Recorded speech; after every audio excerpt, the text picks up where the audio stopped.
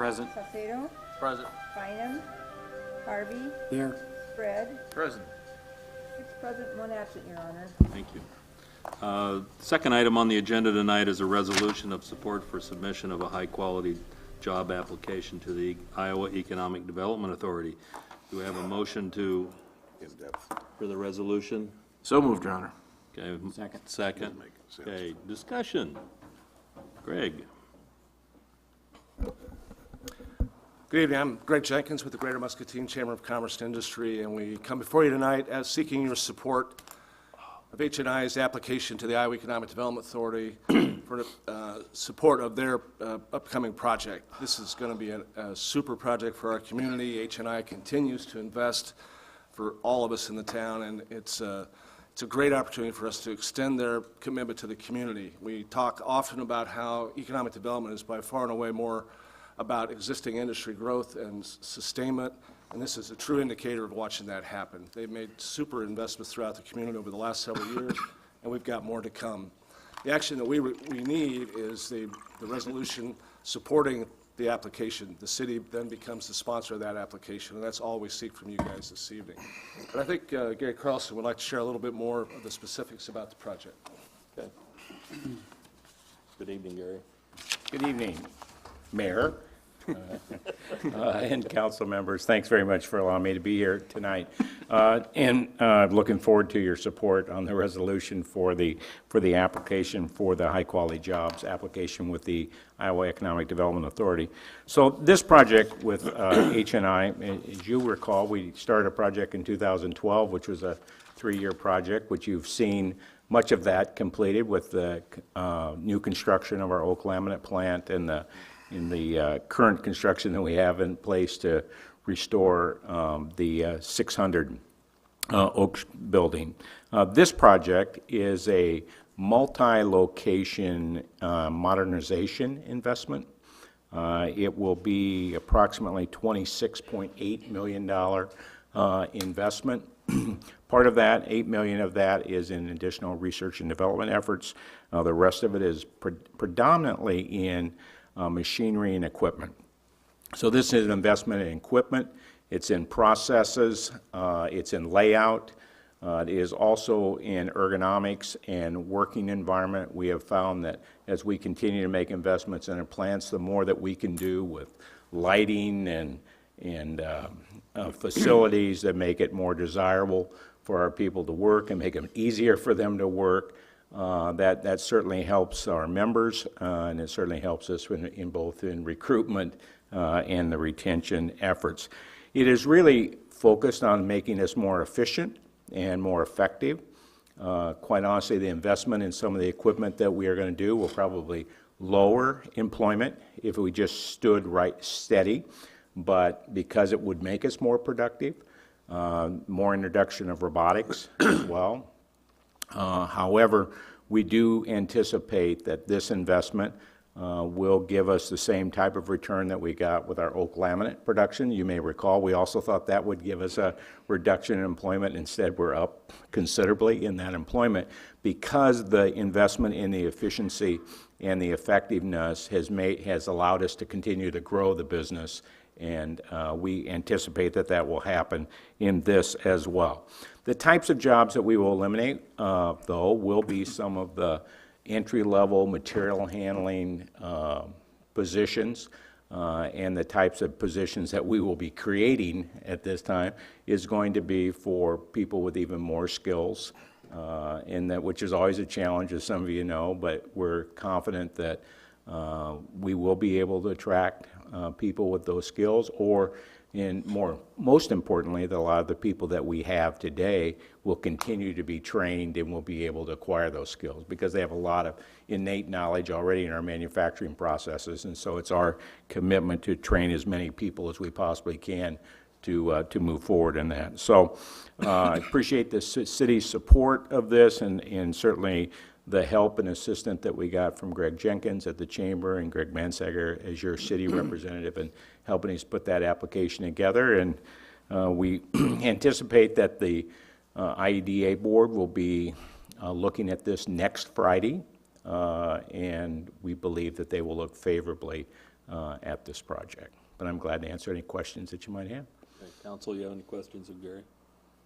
Just one comment, I guess, somewhere in the material, in the application, you're noting to the state of Iowa that HNI could build somewhere else, so I'm just glad that that this is your first preference. Well, yeah, you know, some of the operations of manufacturing, you know, it wouldn't be other greenfield operations, Scott. That's a great note. Obviously, you read all the materials. But as you know, we do have manufacturing operations in Georgia and Indiana and New York, and so we could put additional investment in those locations as well. And we are constantly putting investments in those locations, but we think Muscatine has been, it's a wonderful city for HNI Corporation, and we have a great partnership with the city and with the county and with the community, and I guess our hearts here as well. So making the investment in Muscatine has been good choices for us, and we'll continue to make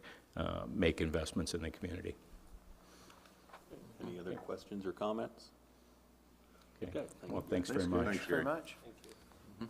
Okay, this will be a roll call vote. Scott? Aye. Santos? Aye. Mike? Aye. Alan? Aye. Tom? Aye. And I vote aye, so 6-0 vote. Next item on the agenda is a resolution setting a public hearing on proposal to enter into general obligation loan agreements and to borrow money thereunder in a principal amount not to exceed $4,225,000. 725. What did I say? 200. Oh, 725, thank you. Do I have a motion for its approval? So moved. Second. Scott, Tom. Any questions? Sort of roll call vote. Tom? Aye. Alan? Aye. Mike? Aye. Santos? Aye. Scott? Aye. And I vote aye. Resolution passes 6-0. Next item on the agenda is a Sister Cities update with John DeBeat. Welcome, John.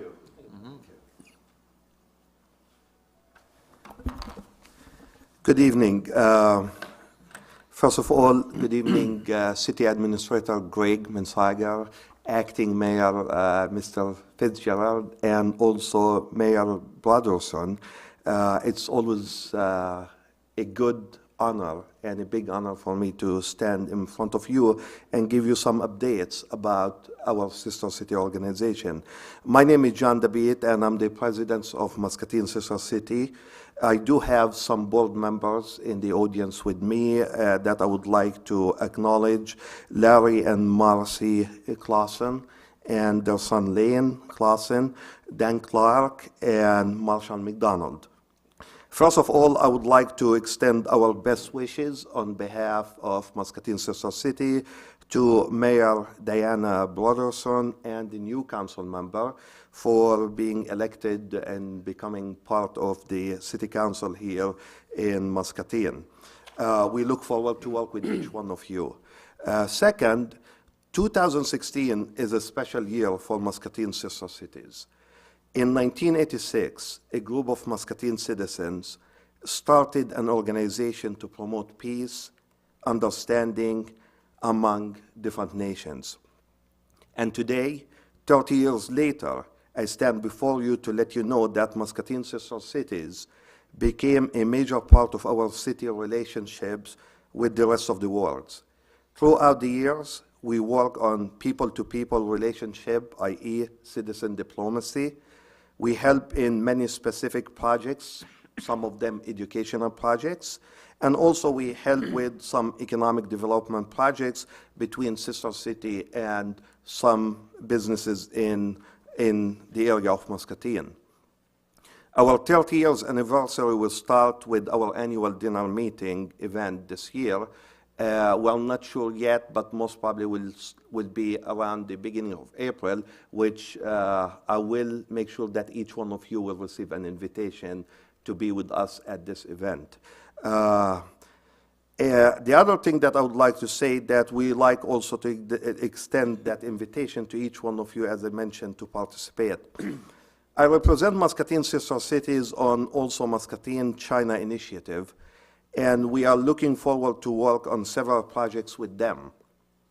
We started communications with Muscatine Kiwanis Club, and we're hoping we can work together on some projects, in particular, working with the high school students. We will be hosting a special education training workshop for a group of teachers from Ramallah.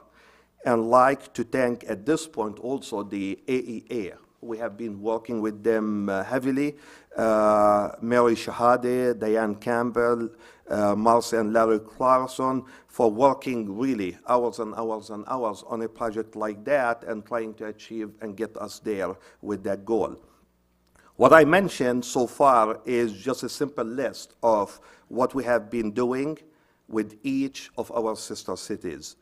As you can see, we are very busy, and we will continue to be busy basically finishing Muscatine International Friendship Park. And many thanks again to the city for giving us that piece of land that the city owns so that we can use as a location for the Muscatine Friendship Park or International Friendship Park.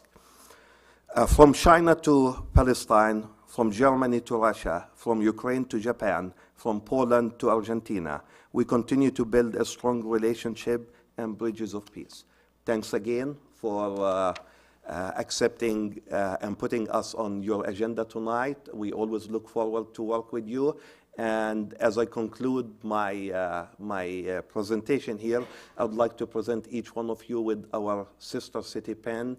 And I'd like to continue this communication. Hopefully, we'll definitely work together for the good of Muscatine. Thank you all. Thank you, John. Thank you. Thanks.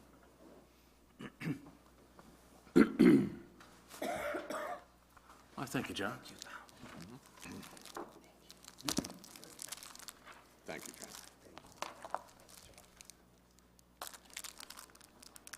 Thanks, John. So, John, when was your start date in '86? I mean, you got 30 years right now, or? Yeah.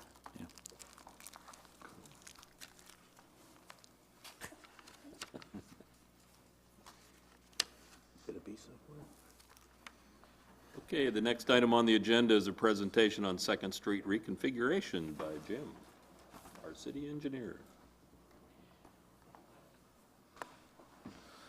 I have about a page and a half of notes typed up here, but I think what I'm going to do is go through this very quickly and leave a little room for questions.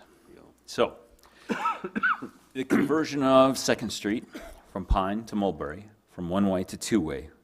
We've had 3 meetings to take public information and to push information out to the public that we are about the idea of doing that. And I think I have to share with you the 1, 2, 3, 4 things that came out of that. I think I'm morally bound to do that. The complaints that came in were basically about snow removal. There was a request for some signs that would say no skateboarding. They wanted to take the parking meters out, and they really, and quite honestly, all of those 3 things, I don't think the conversion from one-way to two-way makes any difference. But it's information you guys get. And the one that came out of it was to relook at the loading zones that are there, and we are definitely going to do that. The idea of maybe getting at least 2 loading zones, one on each side of the street in each block, because we don't have that now. The other thing that we promised, and I think you guys need to be aware of, is that before we do this and embark upon this in the spring, once the temperature warms up, not so much the air temperature, but the ground temperature warms up, so we can do some paint striping, will be a substantial public information program to let everybody know this is going to happen. We've got some changeable message signs we can put out there in advance and let them know when it's going to happen. Have it on all the social media and things like that. The need for this action is summarized, I think, probably most effectively by saying there really is no need for that one-way. I think the need for that one-way disappeared when the other one-way disappeared. That's just one of them. 2 is that with the Mississippi River Drive corridor project, we need an effective detour and a way to relieve traffic off of that. And I think 2nd and 3rd Street, both being two-way, will be an effective reliever for the traffic that has to come off of Mississippi River Drive. And 3, it definitely is going to be a better traffic situation set up with where the new proposed parking garage is going to be on 2nd Street. One of the things that came out of that we convinced everybody that needs to be done is obviously to emphasize to people that work and live along 2nd Street about deliveries, and to emphasize that those deliveries have to be in the alley to the fullest extent possible. There's going to be no more double parking on 2nd Street to make those deliveries, and I think that'll be a real challenge because everybody's used to that. I did say about relooking at the loading zones, and probably the biggest change that comes out of this is that we chatted with our design consultant for the Mississippi River Drive corridor. They said that for the period of time between when we do this conversion to when we start the construction project in earnest on Mississippi River Drive corridor, they thought we could take those traffic signals at Mulberry and 2nd and put them on flashing red, at least to start and for a while, put up 4-way stop, 4 stop signs, and run that intersection as a 4-way stop in the interim to save doing money, redoing the signals, just to then turn around and a year later redo it again, because that's a big effort. How much does this cost, you might ask? Almost nothing. We looked at it. We did the inventory of the signs. We think most of this cost is in labor, but to deal with the signage, $5,000, maybe less. Miscellaneous things like redoing loading zones and paint striping and whatever else we haven't currently thought of, certainly less than $2,000 or $3,000. So I mean, less than $10,000, we can do that conversion. And the general consensus among staff and the people that were at those public meetings was that they were generally in support of it. They thought it would make a healthier downtown. And next meeting, council meeting, you'll see an action item come to you guys to change it from a 1-way to 2-way. Any questions? What's the timing? Timing is we'll do it in this, when you approve it, we'll do it in the spring, about the time that the ground temperature warms up enough that we can do the paint striping and stuff like that, and it'll stay. So it'll be springtime. So the Close agenda enough? item you're bringing forth Oh. will not have, it will have won't have a specific date. There was Unless you tell me you want one. some discussion about May 1, I thought. Didn't I hear that, or no? May 1, you might be right. There was something about the start of the soccer season or something like that. For sure, this will be in advance of that. I mean, we'll get the warmer temperatures. We just don't want to get out there and do it now or in a month or so and have some freak snowstorm come along and mess us up while we're in the process. So By adding these loading zones, how many parking spaces do we lose? you probably lose, well, yes and no, you lose. When it's not being used as a loading zone, it's 2 parking spaces, but it's cross-striped out and marked as a loading zone with a 15-minute time limit on it. So there'll be parking spots, but they'll have a 15-minute limit on it. But it will allow a truck to come in, a semi to come in and park there and unload. So the politically correct answer is none, and the answer you're looking for is you'll lose probably 2 per block. Anything else? Well, I've been asked, what does it gain us? And of course, the Mississippi Drive stuff is not ongoing, but other than that, it's, well, it is a loading zone, but what else, Jim? What else does it gain us? Traffic. It gains you traffic, it gains you better, I think, better access, more convenience. To me, it just makes a more vibrant downtown out of it with all of that traffic. I mean, the example that I constantly go back to in my mind is the few times that my wife has drugged me up to Galena, and you think about what that downtown is like, and I mean, nobody, I think people avoid it. It's so successful and so busy, but you drive through that, you find your parking somewhere else, and you walk to where you want to go downtown because it is so busy, and I guess we'd like to be busy like that too, but I think the question that also goes along with it, because there's nothing that will definitely prove or say one way is better or two way is better. You're never going to find that document. But one way only makes sense if there's another one way that pairs up with it that goes the other way, if you will allow me that comparison. And when they took the other one way out, I don't know the history why this was left one way, but there really doesn't seem to be a heck of a lot of reason for it to be a one way. And I can see a lot of convenience converting it back to two way, especially when Mississippi River Drive is in process. And then you would, of course, have the debate. If you were just thinking of doing that temporarily, then you'd have the debate, should we switch it back? And that's where the whole idea was hatched, that we should just leave it that way once we do it. And it sounds like the merchants were, I'll be as conservative as I can be. 80% are all in favor of it. So what, you mentioned parking meters being removed. They already have parking meters gone on Second Street. What were they wanted all of them gone? That was in general the message, but I asked them if they were sure that's what they really wanted, because if you remove parking meters and don't put other sorts of restrictions on there, then you're going to have people that work down there that park there all the time. Like we So do. they were in general acknowledging that something needed to be done, but you know, parking meters is a four-letter word, I guess, to them. So, Okay. Any further questions? Okay. thanks, guys. Thank you. Next item on the agenda is a zoning update by Andrew. Thank you, Mayor.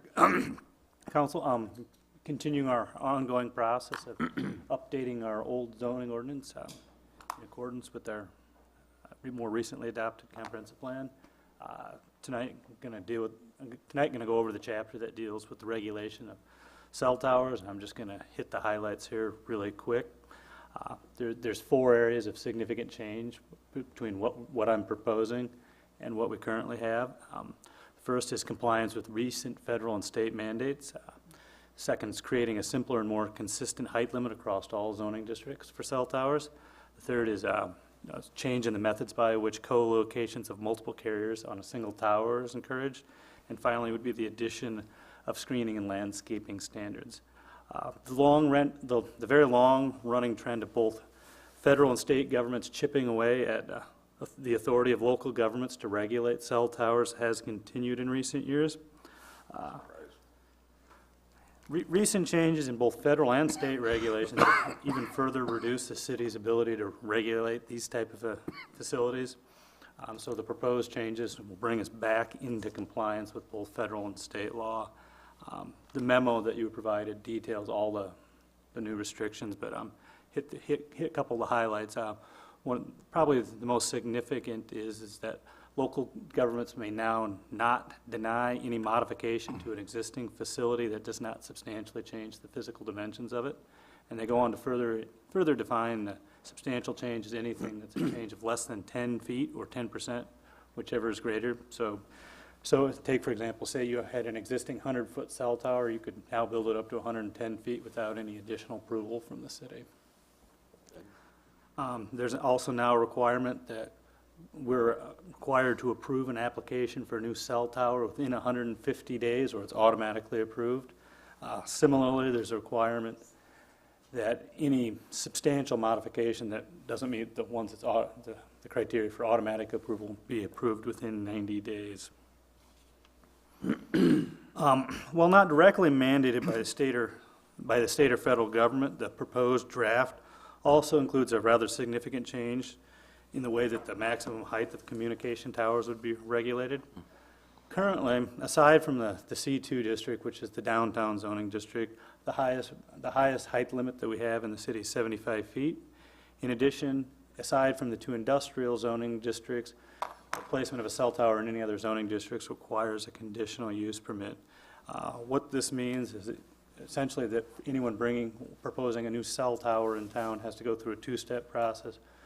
by first which they have to go to the zoning board of adjustment, get their approval. Then if it's over 100 feet, which almost all of them are, they have to come to council, get approval, because as city code is now, anything over 100 feet in height comes straight to city council for approval. So in order to ensure better compliance with our new mandated timelines of 150 days, and also just to streamline this process, the proposed draft language would allow for communication towers up to 150 feet to be constructed with just a conditional use permit.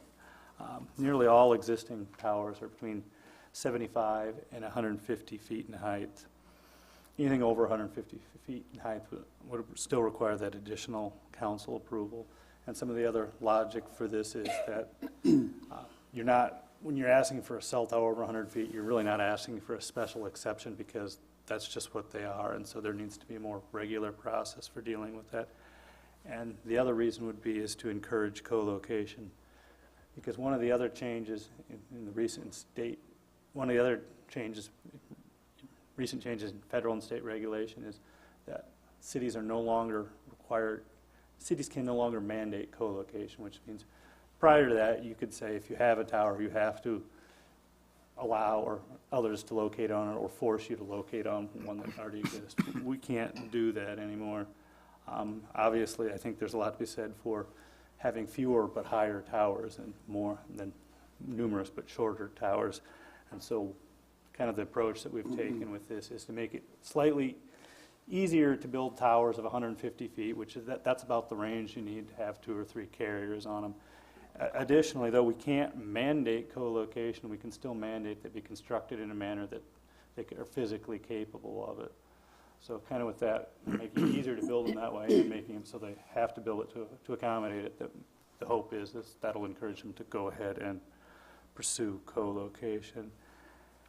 The final change I'd like to point out, and then I'll take any questions you might have, is the requirement for the landscaping and screening of the base stations. Often, and this is kind of just in line with a lot of the comp plan goals for improvement in appearance, a lot of times these have a very kind of industrial look where you kind of have a little shack surrounded by a chain link fence with barbed wire on the top, and particularly when they're in non-industrial areas, that can kind of really stand out from the surrounding landscape. So under this proposal, that'd have to be screened behind landscaping.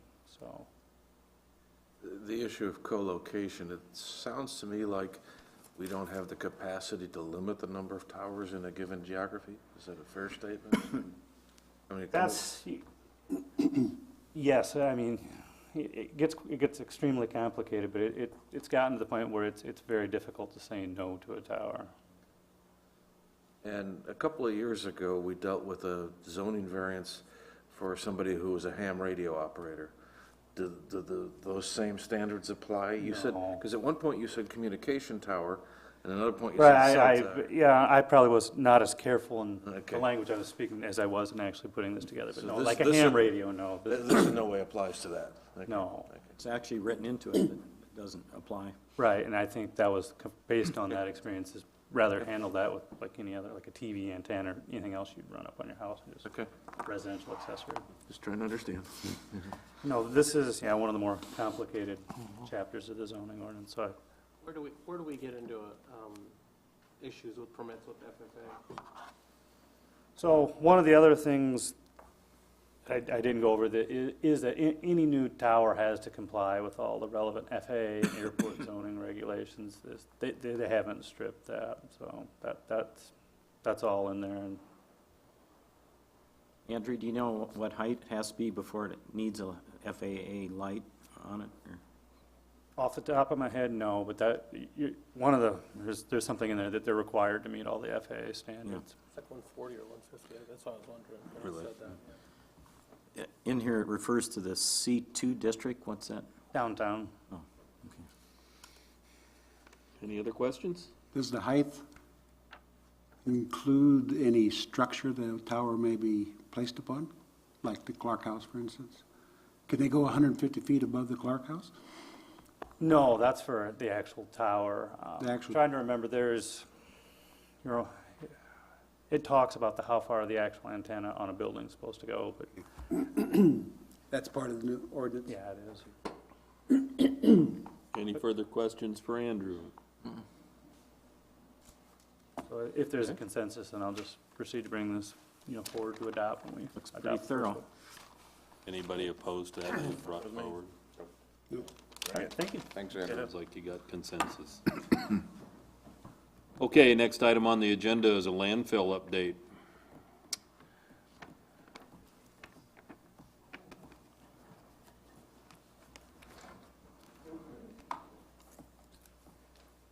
Laura, you gonna do the introduction? I can, absolutely. Council, tonight we have Tim Bulow with Barker Lamar Engineering here tonight to give us an update on where we are with our summary of activities out at the landfill with our groundwater remediation plan. Thank you, Mayor and Council. Just a quick outline of what I'm going to talk about. I'm going to give a brief background and overview of the consent order, and then I kind of summarize what's in the consent order and what we've done and what we have left to do, and then talk about what was done in 2015, what's upcoming for this year, and then we'll introduce a few items that are not associated with the consent order. And there's only 6 slides after this that I'll be talking on, so please, if you have a question at any point, ask, and also if you'd like me to flip back and forth between slides to go back to something, that would be fine as well. So very briefly, exactly 1 year ago today, you entered a consent order with the DNR. The consent order primarily was related to operational issues at the landfill, and then the schedule of submitting an assessment of corrective measures which is associated with groundwater. In the order of the consent order, basically everything you had to do was associated with compliance with groundwater requirements. And then at the end of the culmination of the consent order, when you've completed all the activities, that's when you're actually selecting a cleanup remedy to address groundwater impact at the site. So this is the consent order activities, essentially. There's 12 of them, and I'll briefly touch on each of those with this slide. Note, however, that the green boxes are the activities that we have completed, and you see a number in a few of the boxes. That is a date, and the year of that date is in the top of the column. So you'll see in that first green box, there's a 3-2, that's March 2nd of 2015. That's when that item was due. So you can see that you're well into 2016 with what was done in 2015. So you're actually ahead of schedule with what the consent order requires. So the first item was a hydrological review. Essentially, you had about 4 decades of drilling activities that had been done at the site. All that information was consolidated, and then to develop a better understanding of groundwater and the geology beneath and in the area of the landfill. The geochemical sampling, with groundwater impact and determining a remedy, you have to determine what is the cause of the groundwater contamination. You might say, well, that's the landfill. Well, how is the contamination getting out of the landfill? That's going to come one of 2 ways, through the leachate or through gas migration. And so the geochemical evaluation helps us differentiate between whether or not it's leachate or gas. And then there's the plume delineation. We have to determine how far the contamination goes from the landfill, so you're installing additional wells beyond where you found impact to try to find where the edge is. Natural attenuation sampling. I mentioned this back in December of 2014. The remedy or cleanup action that we're hoping to get to will rely heavily on Mother Nature. You don't have to pay her to do anything. So if you can show that to what extent she's cleaning up the groundwater, and then just how much you have to supplement what's being done by nature, that sampling is geared toward defining and understanding how much we can rely on nature in this cleanup process. Waste boundary delineation, your old maps showed a few monitoring points within the waste boundary. Now, we knew they weren't in the waste because the boring logs for those wells didn't encounter any waste, but so that needed to be clarified. This was on the northeast side of the landfill, and I'll have a map after this slide we can look at. But we had to determine where the actual waste boundary was. And then another requirement was to write a summary of what we did in 2015 and submit that to the department. POC, that stands for Point of Compliance. All around the landfill, you have monitoring wells. They're supposed to be 50 feet or basically 50 feet from the waste boundary. And it's at that point where you have to comply with the groundwater requirements. So anything between the waste and that monitoring well, we're not worried about. But once you get to that point, then if there's an issue, then you have to take action. And that item is in there because there was a suspicion that when we did the waste boundary delineation, we may find that some wells were within 50 feet, and we would want to, in fact, then move those wells out to 50 feet away from the waste boundary, so you're not essentially holding yourself to a higher standard. So there were two wells. One was 8.5 feet from the waste boundary, and one was 12. So those wells were removed from your monitoring network. They're still out there, and we reinstalled new point of compliance wells. Sampling wells or pumping wells? Sampling wells, yep. And these two, if I remember correctly, were installed by previous engineering specs. They told us where to put them, and they were possibly wrong at that point. Is that correct? That would be correct. However, I would say that the waste boundaries that are shown on maps for old fill areas are historically bad. Yeah. And so at the time, a guess was probably made as to where would be the appropriate location, and they were installed. So those two wells, as you might expect, are probably the most contaminated wells. So us being able to move them further away from the waste is a benefit, and we're seeing some of that benefit in the... Were they close to each other? The two? I think they were probably about 300 feet apart.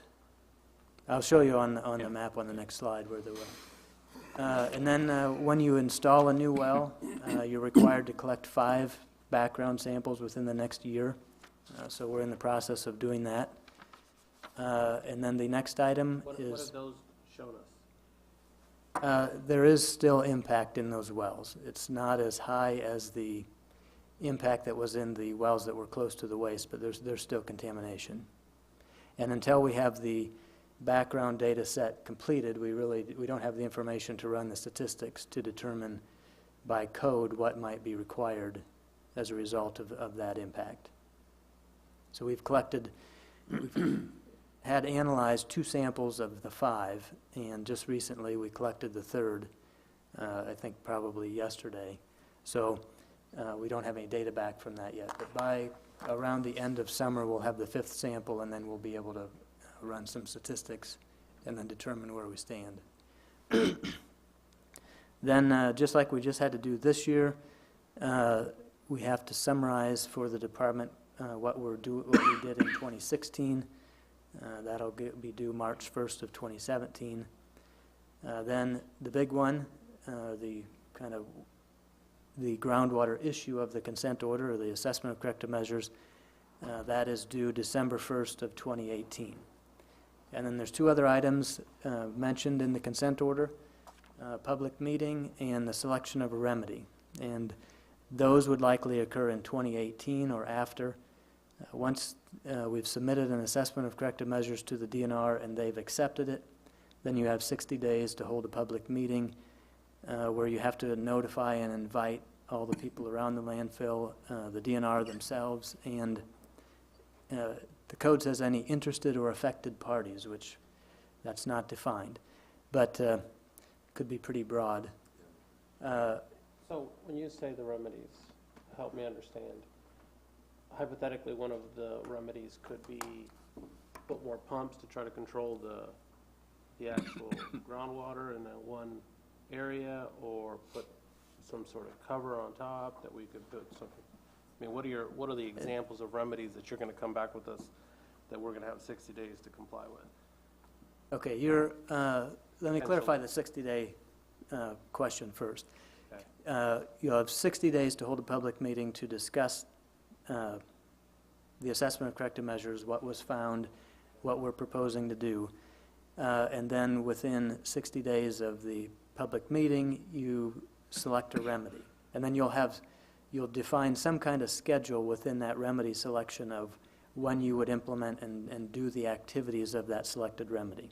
So let's say that the public meeting and the remedy selection occur within 2018, we may be looking at 2019 and get into the next budget year so that you can budget for what the remedy implementation might be. So that schedule will be yet to be defined, but it would be dependent upon what remedy might be selected.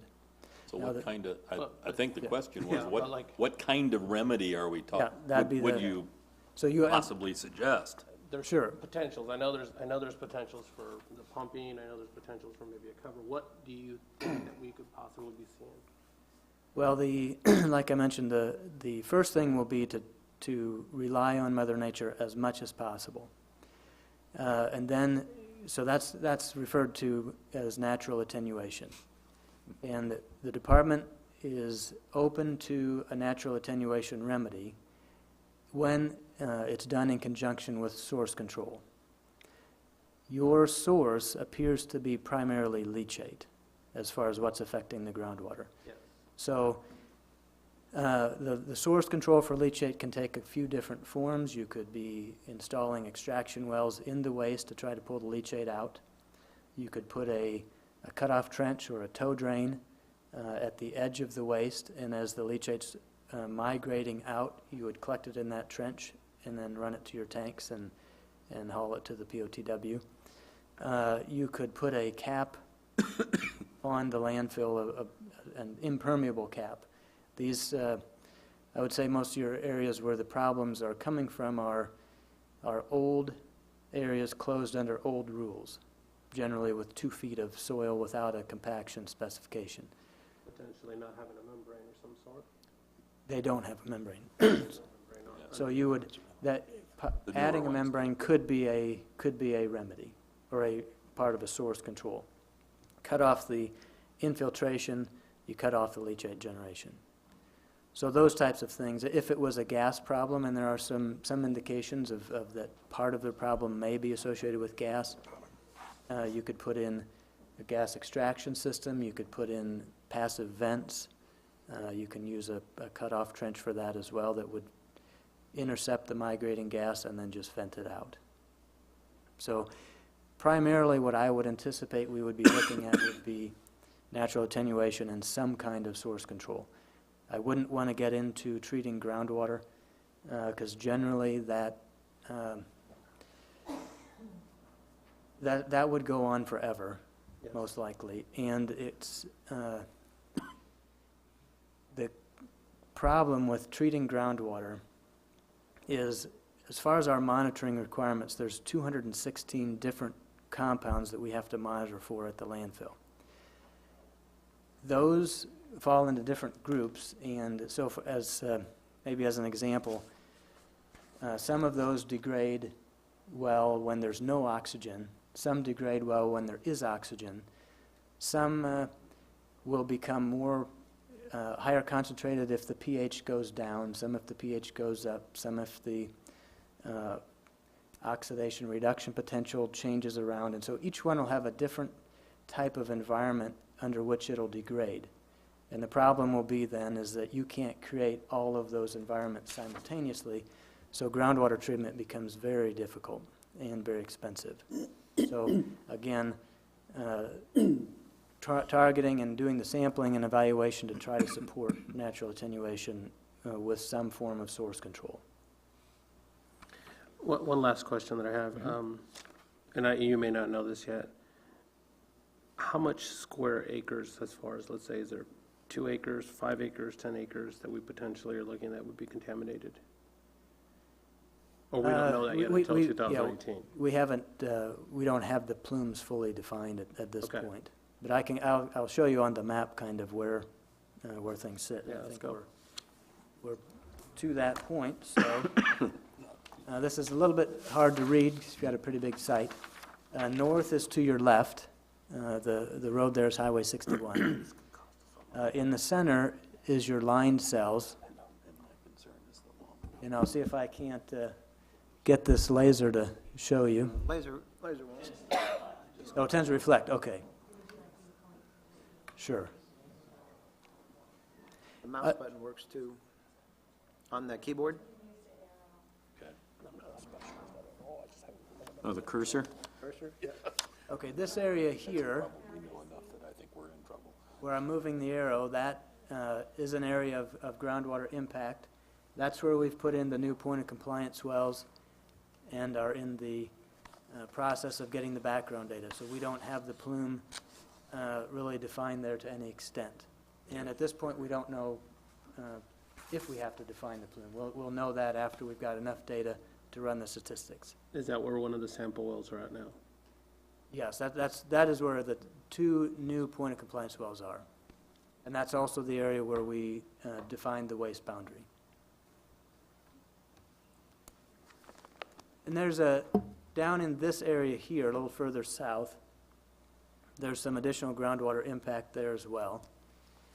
And then to the south of the landfill, there's some impact in this well here. Just, I guess this will give a little bit of distance perspective.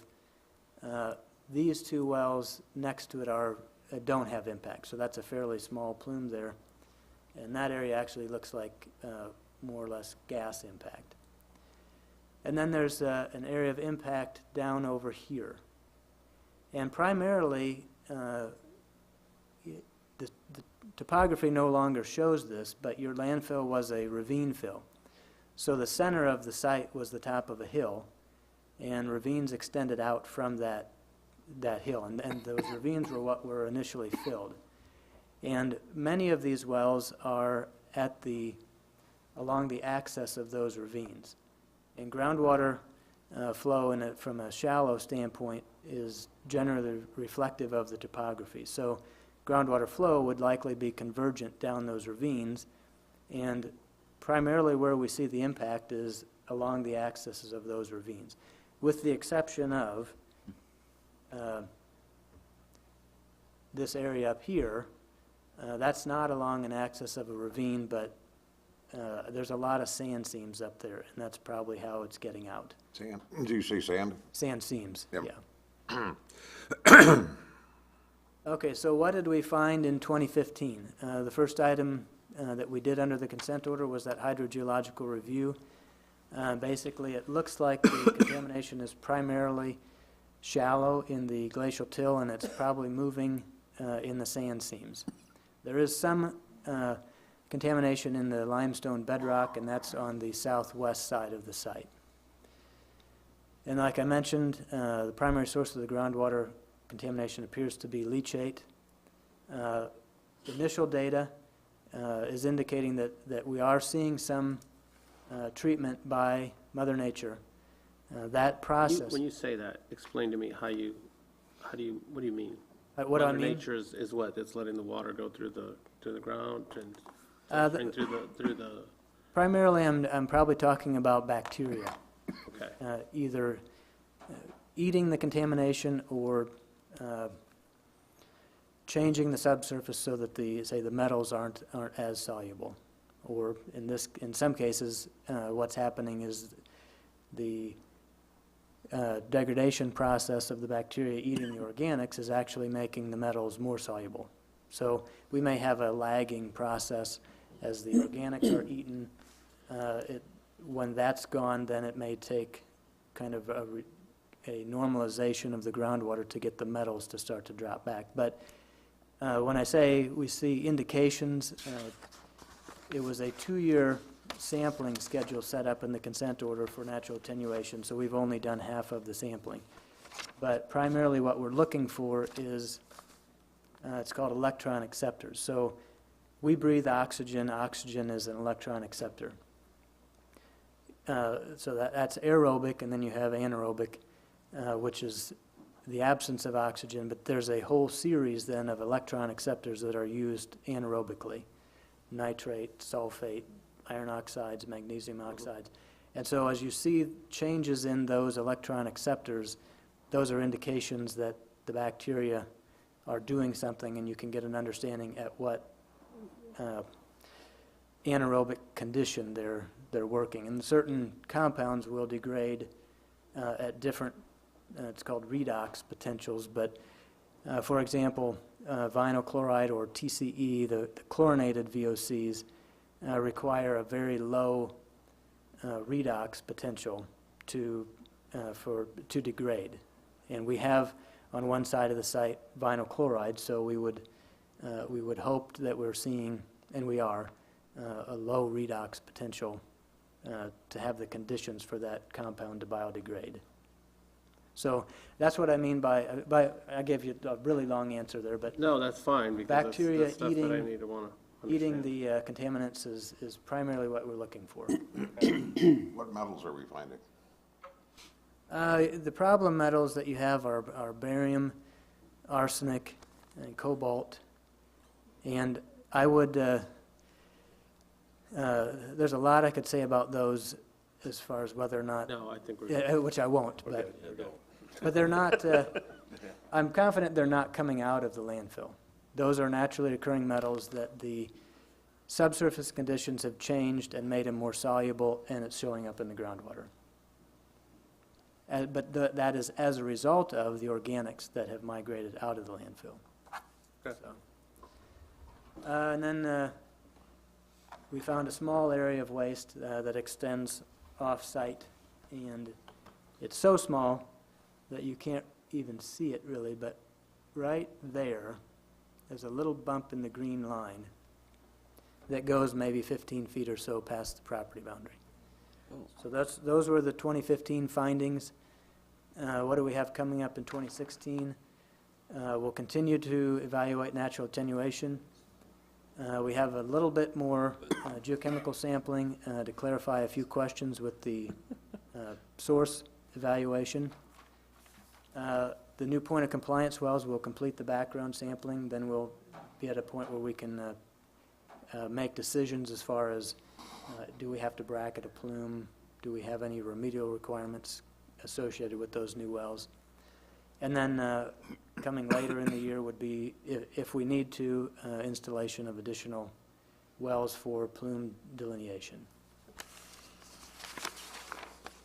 And then now we're going to leave the consent order and talk about a few larger items that are required at the landfill that are not associated with the consent order. One is a master plan, which is essentially designing more airspace. The two cells in the current footprint that's laid out aren't considered by the department to be designed. So those require designing, and that has some significant implications as far as your financial assurance.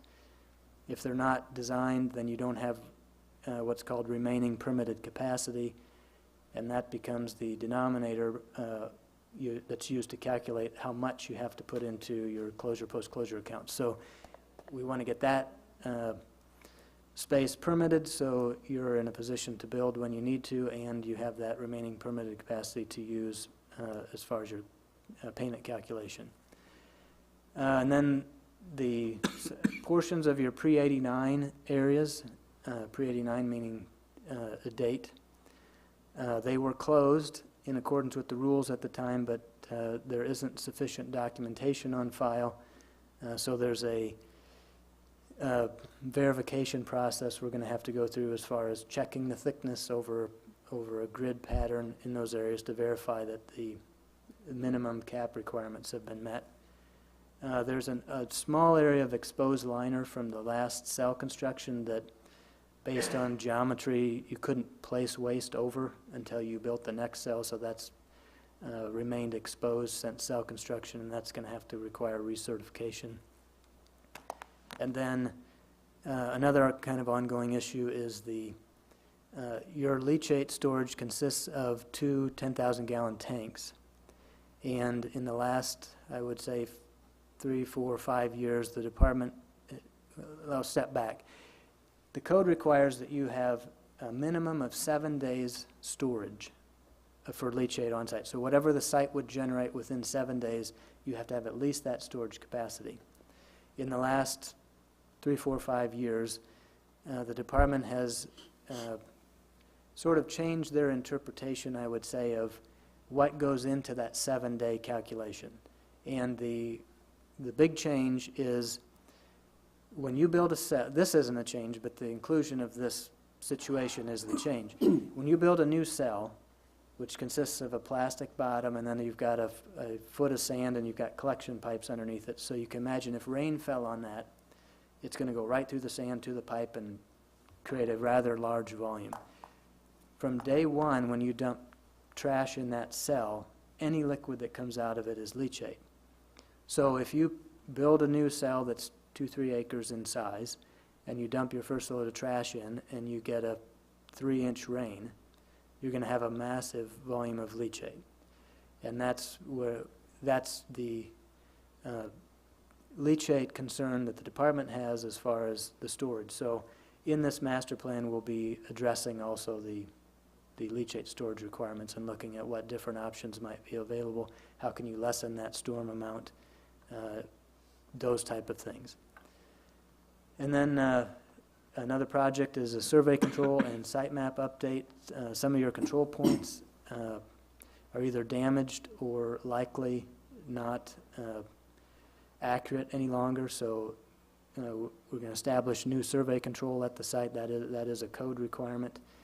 Your map appears to have some distortions in it, so we'll get those taken out, and then we'll also be converting from a local coordinate system to the state plane, so then you can pull in other information or aerials or information off of Google and find exactly where you're at on the site. And it'll be easier for contractors to, at construction, for them to tie in. And then those two items are 2016 items. And then in 2017 is when you'll be building your next disposal cell. That's going to have the requirements of the new leachate. Yes, I believe you're required that when you have that cell in place that you also have to have your leachate storage in place, whether that's somehow to justify what you currently have, which I don't anticipate, or what more you're going to need. And what Additional. So it'll probably be a 20,000 gallon or 30,000 gallon tank maybe. I would expect more likely it'll be some type of lagoon. That's just, I was just wondering if you could literally use a lagoon. Most storage. Most sites do. And then you only have to haul 2-3 times a year, and you can have a big contract at one time to get rid of it all, and then you're not on this every day, every other day hauling type of a setup. Is there any processes of that you know of that if you do have a lagoon that can be treated in the lagoon and you don't have to haul it elsewhere, or is it just a storage place? Primarily, it's just a storage place. We've looked at maybe some different means of trying to enhance evaporation to try to reduce the volume. You can get into leachate recirculation, so it goes to the lagoon, pump it back into the hill. The waste that comes in is not at field capacity, so it has some ability to absorb moisture. So a lot of sites will recirculate that leachate back into the waste and let what capacity is available just hold it. That'll also cause the waste to degrade at a more rapid rate, so you'll reach stabilization quicker. I assume that the source of the leachate is basically the bottom of the cells leaking? No, the source of the leachate is primarily precipitation infiltrating through the cap. But it's going down through the Yeah, fill and then that's coming correct. out. It goes down to the bottom and then is collected. Does that mean they weren't lined or the liner failed? The other ones weren't They lined. weren't No, lined? that means it's working. In the center, the black dashed lines are your what's called subtitle D cells. Those cells have a liner with a leachate collection system. So as leachate is generated, it's actually collected. Can't see your cursor, where are you? Oh. Okay, these Thank you. cells in here are all lined. Yeah. So that's where the bulk of your leachate is coming from. You do have a tow drain up in this area that would be intercepting leachate in groundwater and collecting that, but primarily this area is where you're getting your leachate from. These areas don't have leachate collection, so as water infiltrates the surface, there's nothing to collect that leachate. And that's why then we have this,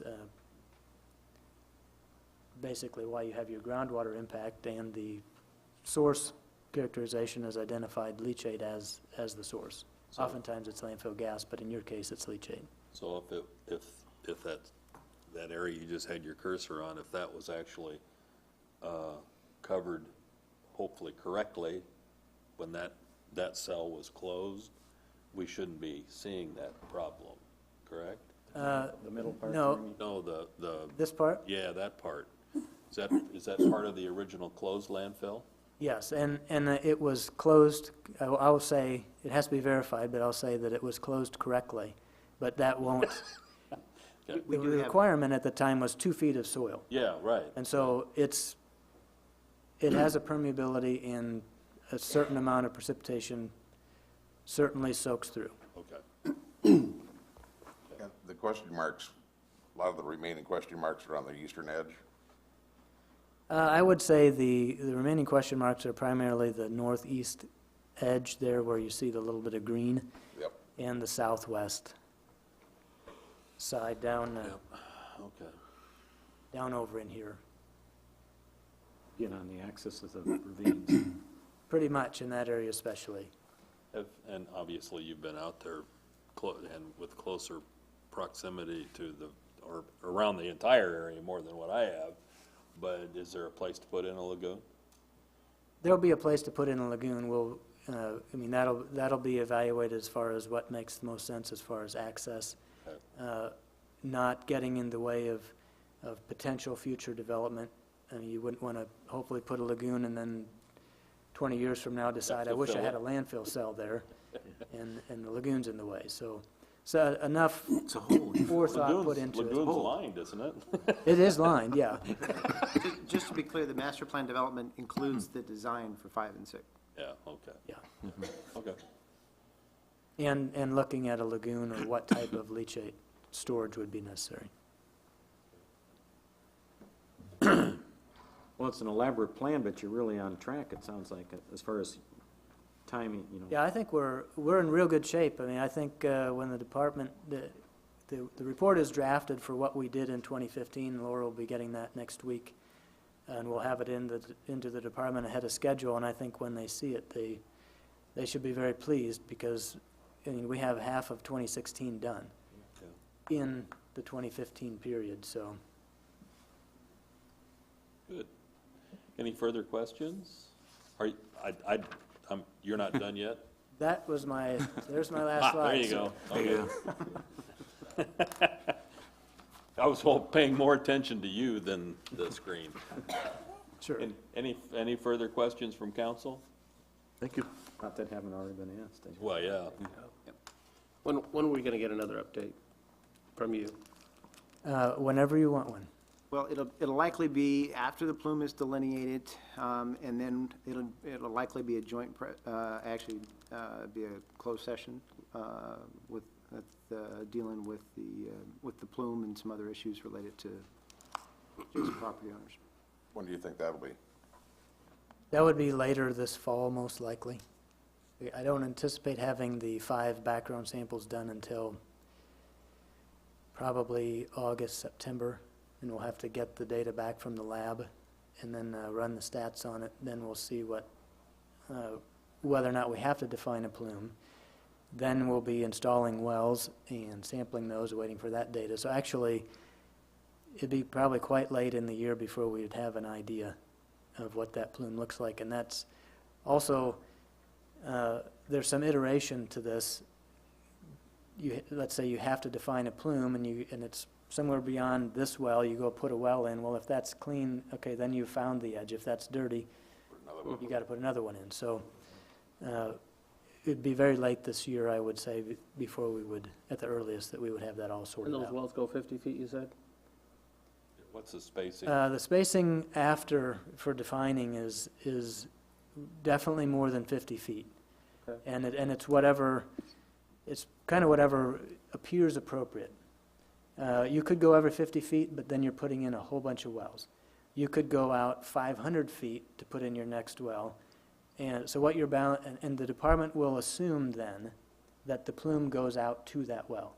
So what you're balancing is not putting in too many wells, but not putting them so spaced out and so far out that you are by default assigned a huge plume. What's the cost of per well approximately?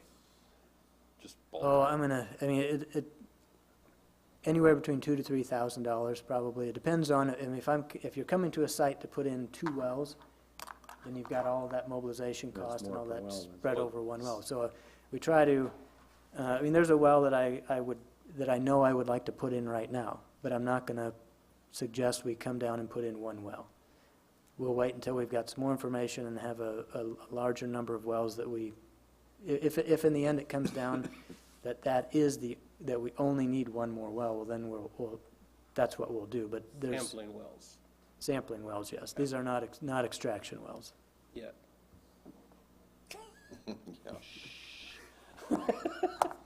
Are those sampling wells, are they sampled continuously or periodically? Periodically, and generally, on a normal schedule, they're sampled twice a year. Like these point of compliance wells, the requirement is the first year you sample them 5 times. So we're sampling every couple months on those. Any further questions? Can I get this in a bigger view? Just when we get it next time, I'd like to see if we can. I do have 2 maps, I think, that I printed out larger. I can. Just so we could read the legend. Yeah, I can't even read however. Sure. it is, so. I've just got 2 copies, but I can send more copies. You can expand them on. Yeah, no, we can make copies, if you just give me the map. Sure, I'll do that. Thank you. Thank you. Thank you. Appreciate it. Thank you, Tim. Okay, next item on the agenda are comments from council. Scott, do you have anything I tonight? have nothing, thank you, Phil. Santos? I want to thank everybody that helped me out in my first year of budget. It was extremely challenging for me, and I'm looking forward for the next 4 years to meeting the rest of the department leads and working with them and continuing to work for the city and the people. Thank you. Nothing, thank you. Alan? Nothing for me, thank you. Tom? Nothing this evening, Your Honor? And I have nothing. Greg? Tuesday at 5:30, I need 4 council members. You want somebody to send you an email and say, I will be there? We'll send a you? reminder out, too. Okay, we have a motion for adjournment. So moved. Okay, thank you. Yeah.